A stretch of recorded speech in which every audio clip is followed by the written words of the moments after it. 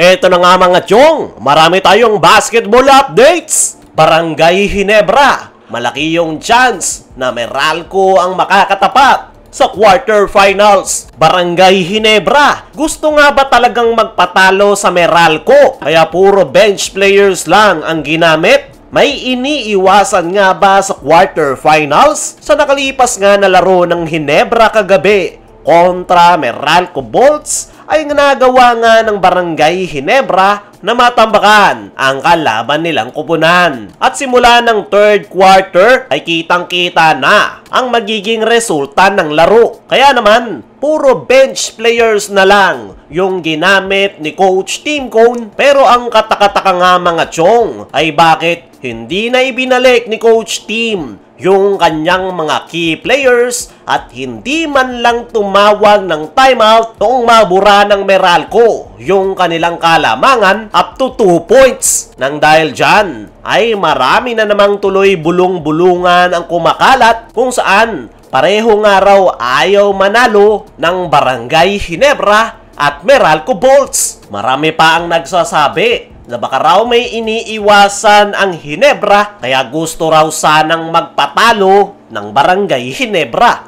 Pero ano nga ba talaga yung dahilan kung bakit hindi na binalik ni Coach Tim yung kanyang mga key players at hindi man lang tumawag ng timeout noong nakadikit na ang Meralco? Ayon nga mismo kay Coach Tim sa kanyang naging press con interview ay ang laro nga raw nilang yan kontra Meralco Bolts ay ang opportunity na makapaghanda para sa nalalapit na PBA playoffs. Gusto nga lang daw nilang makasiguro na magiging handa ang lahat ng kanyang mga players, especially yung mga hindi nabibigyan ng playing time. Dagdag pa ni Coach Tim, hindi nga raw nila alam yung mga pwedeng mangyari. Possible raw na tamaan ng injury yung kanyang mga key players. Kaya naman, puro mga bench players nga lang daw yung kanyang pinaglaro para sakaling may tamaan ng injury ay mayroon siyang mahuhugot sa bench na handang maglaro. At yan daw talaga yung kanilang goal kontra Meralco Bolts. Naniniguro nga lang itong si Coach Tim Cone na hindi tatamaan ng injury yung kanyang mga players dahil sakaling mangyari yan ay napakalaking problema para sa kanilang kupunan. Isa pa, no bearing game na nga lang yung laro ng Ginebra kontra Meralco. Kaya naman, hindi na nga isinugal ni Coach Tim yung kanyang mga players na maglaro para na rin makapagpahinga ang mga ito at makapaghanda sa mas dikdikang labanan na PBA playoffs. Para naman sa mga nagsasabi na mayroong iniiwasan si Coach Tim Cone na makatapat sa quarterfinals, ay sinagot na yan ni Coach Tim nitong nakaraan.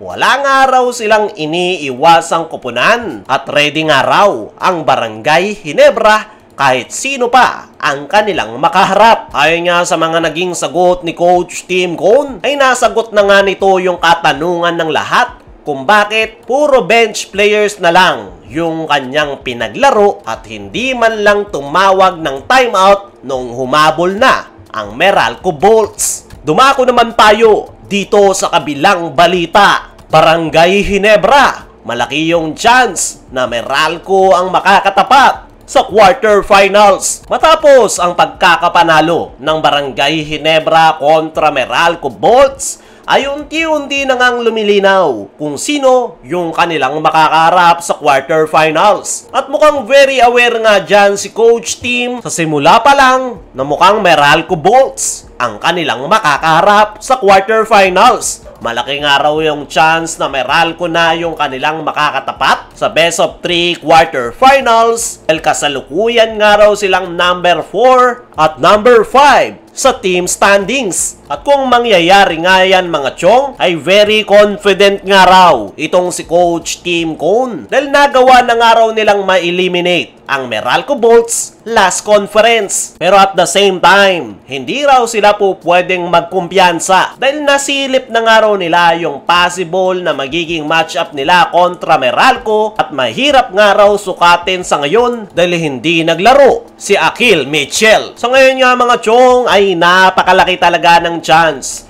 na Meralco Bolts na yung makakaharap ng Barangay Ginebra sa quarterfinals. At mukhang yan nga yung gustong makalaban ng Barangay Ginebra sa best of 3 quarterfinals. Actually, lahat naman ng kupunan ay mahirap makatapat ngayong PBA playoffs. Kaya naman, kailangan talaga ng Barangay Ginebra na maghanda at yan nga rin yung dahilan kung bakit hindi na pinaglaro ng mahabang minuto ni Coach Tim Cone yung kanyang mga key players para makapagpahinga ang mga ito. Puro bench players na lang yung ginamit ni Coach Tim para makaiwas sa injury yung kanyang mga key players. At the same time, hindi na ma-scout yung kanilang mga plays. Kaya naman, hinayaan na lang ni Coach Tim na tapusin ng kanyang mga bench players ang laro dahil alam nga nila na Meralco Bolts talaga ang kanilang makakaharap sa quarterfinals. Para sa akin mga chong, ay isang tactics yung ginagawa ngayon ni Coach Tim Cone para sa Barangay Ginebra. At yan nga yung aabangan natin